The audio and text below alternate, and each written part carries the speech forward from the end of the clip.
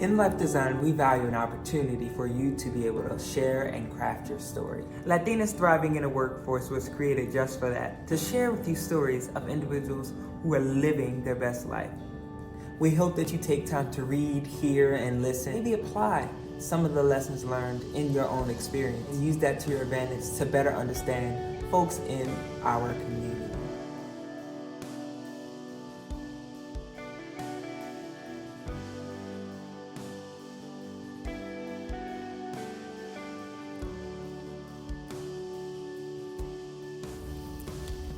Biting Back by Nikki Alejandra Garcia. I didn't know I was other until I left Miami. I didn't know I was minority until Chad or Brad or Matt or Jake told me to speak English, told me we were in America as if I didn't learn the map, as if the land of my mother tongue is not also America.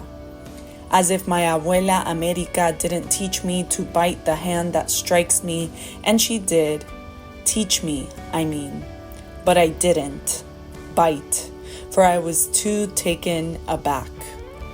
L'esprit de l'escalier is a French expression which describes the defeated feeling of conjuring a witty comeback only after you've reached the bottom of the stairs, which is to say, I didn't bite.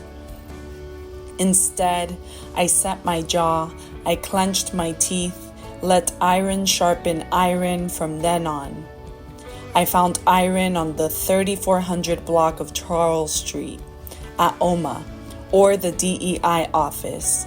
I found iron in the dance studios that have been replaced by concrete blocks and construction workers who play the same music we danced to before those now shattered mirrors.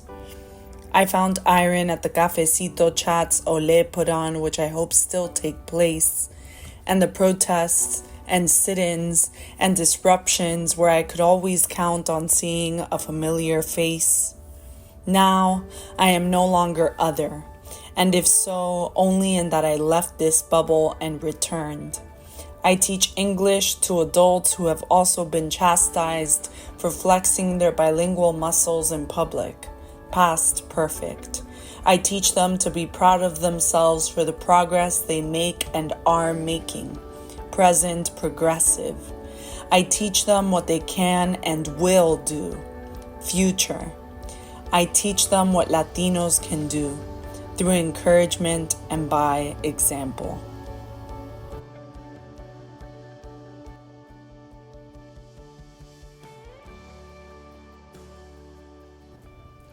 I envision a future in which women, queer, and international folk in the workplace can be themselves and don't have to fight to make their voices heard.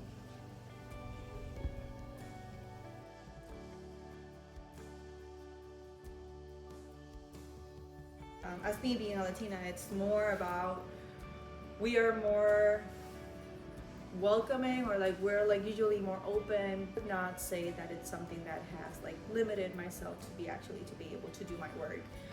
I would say the other way, like bring on your own personality, you be confident in your own skills.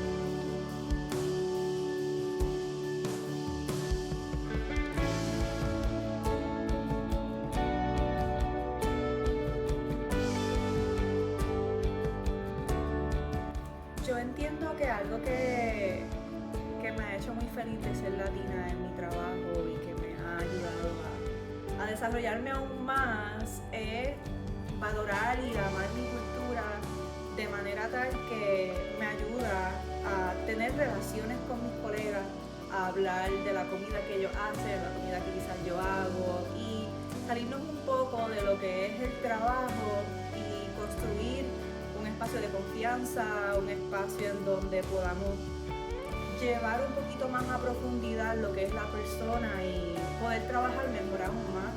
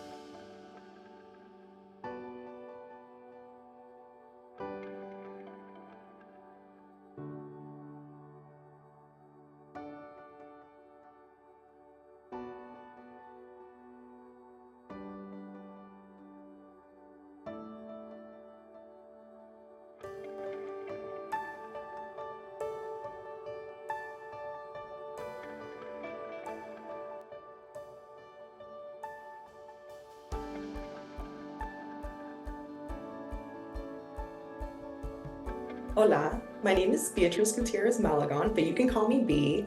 I'm the Assistant Director of Life Design for first-year students in the Krieger School of Arts and Sciences at the Johns Hopkins University, and I'm a Cuban Panamanian Latina originally from South Florida.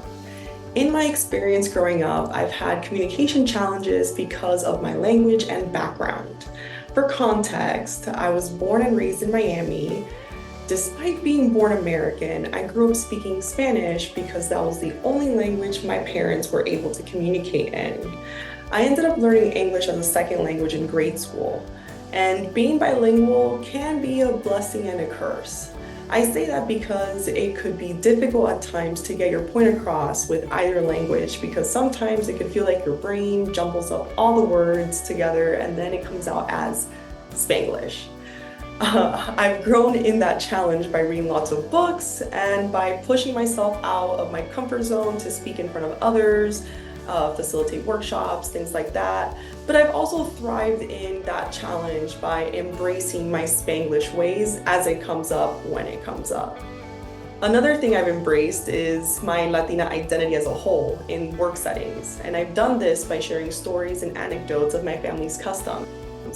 I'm one of 79 cousins from my mom's side of the family, so there's bound to be stories to share of our adventures in Panama. I believe that celebrating cultural events and traditions and sharing stories and showcasing aspects of my heritage enriches the workplace and promotes cultural understanding. Additionally, being bilingual, working in higher education, I've used my language skills to help bridge communication gaps, assist Spanish-speaking students or their families, and offer translations when needed. I've also been intentional about building connections with other Latina professionals while also offering my guidance and mentorship to others, especially students from underrepresented backgrounds.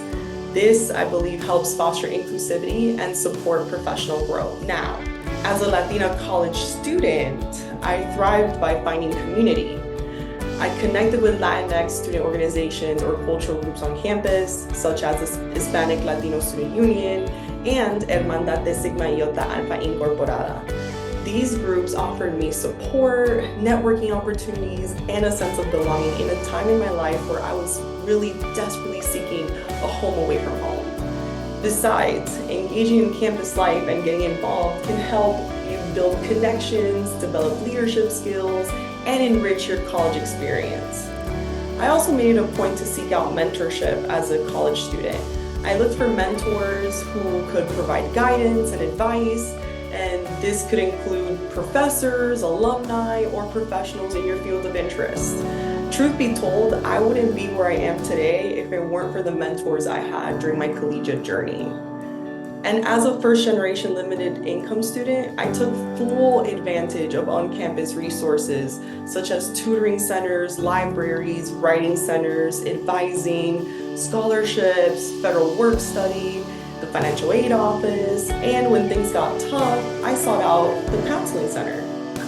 If there's any final piece of advice I could give you, it's Ponte las Pilas y Sigue pa'lante.